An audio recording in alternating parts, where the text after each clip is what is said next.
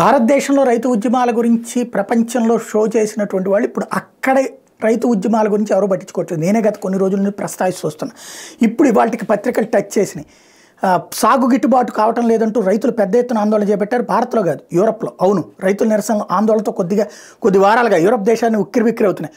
2 ఏళ్లుగా సాగుతున్న Ukraine యుద్ధంతో Europe దేశాల్లో అసలే జీవనం ఏం ఊహించినంతగా పెరిగిపోయింది. దీనితోడు గాజాపై ఇజ్రాయెల్ యుద్ధంతో కొద్ది నెలలుగా పరిస్థితి మరింత దారుణంగా మారింది. ఇవి చాలా ఉన్నట్టు సాగు ఏం విపరీతంగా పెరిగిపోయింది. పన్నుల భారం మోయలేనంతగా మారింది. ఇలాంటి అనేక సమస్యలు యూరప్ వ్యాప్తంగా రైతులను కుంగదీస్తున్నాయి. ప్రభుత్వాలు రైతు వ్యతిరేక విధానాలే సమస్యకు ప్రధాన కారణం అంటూ వాళ్ళు గగ్గోలు పెడుతున్నారు. ఉక్రెయిన్ కాపాడే ప్రయత్నం తమ ఉసురు తీస్తున్నట్టు మండిపడుతున్నారు. పరిష్కారం కోసం ప్రాధాయపడ్డ ఫలితం లేకపోవడంతో పలు దేశాల రైతులు వేలాదిగా ఆందోళన బాటపట్టారు. ఏకంగా వేల కొద్ది ట్రక్కులు ట్రాక్టర్లతో రోడ్డు ఎక్కుతున్నారు. పట్టణాలు రాజధానులు దిగ్బంధిస్తున్నారు. నడి రోడ్డుపై టైర్లను గడ్డి మోపులను కాలబెడుతున్నారు. ప్రభుత్వాల తీరు తమ పట్టకొడుతోందంటూ నిరసనలు నినాదాలతో హోరెత్తిస్తున్నారు. కొద్ది వారాలుగా ప్యారిస్, బెర్లిన్ మొదలుకొని ఏ నగరంలో చూసినా, ఏ ఐరోపా దేశంలో చూసినా ఏ దృశ్యాలు. ఫిబ్రవరి 1న రైతులు ఏకంగా యూరోపియన్ పార్లమెంట్ భవనంపైకి గుడ్లు విసరడం, రాళ్లు రువ్వారు. పలు దేశాల పరిస్థితులు రైతుల అరెస్టుల దాకా వెళ్తున్నాయి. యూరప్ దేశాల్లోని రైతులు ఎదుర్కొంటున్న సమస్యలో ప్రధానమైన గిట్టుబాటు ధరలేమి. దీని తోడు ఏడాదిగా వారిపై పన్నుల భారం బాగా పెరిగిపోయింది. ఆకాశాన్ని అంటుతున్న పంటల బీమా ప్రీమియాలు దీనికి తోడయ్యాయి. విదేశాల నుంచి, ముఖ్యంగా ఉక్రెయిన్ నుంచి చౌక దిగుమతోన్న ఆహారోత్పత్తులతో వారి ఉత్పత్తులు గిరాకీ పడిపోతుంది.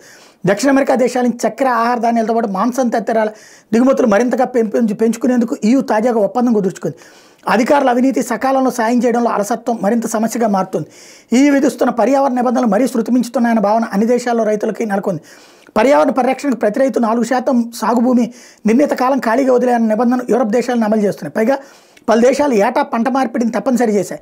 రసాయన ఎరువుల వాడకాన్ని 20% తగ్గించాలని రైతులపై ఒత్తిడి తీవ్రం అవుతుంది. సాగు అవసరాలకు వినియోగిస్తున్న పెట్రోల్, డీజిల్పై సబ్సిడీ ఎత్తేయాలన్న నిర్ణయం. దీంతో సాగు ఏం విపరీతంగా పెరిగిపోతుందంటూ చాలా యూరప్ దేశాల రైతులు గగ్గోలు పెడుతున్నారు. ముఖ్యంగా యూరప్లో అతిపెద్ద వ్యవసాయ ఉత్పత్తిదారులైన జర్మనీ, ఫ్రాన్స్ రైతులు దీన్ని తీవ్రంగా వ్యతిరేకిస్తున్నారు. పోర్చుగల్ నుండి చౌకగా వచ్చి పడుతున్న వ్యవసాయ ఉత్పత్తులు తాము పుట్టి ముంచుతున్నాయంటూ స్పెయిన్ రైతులు వాపోతున్నారు. నిధులు లేని కారణం అంటూ EU సబ్సిడీలు సకాలంలో అందించకపోవడంతో రైతులకు మరింత సమస్యగా మారింది.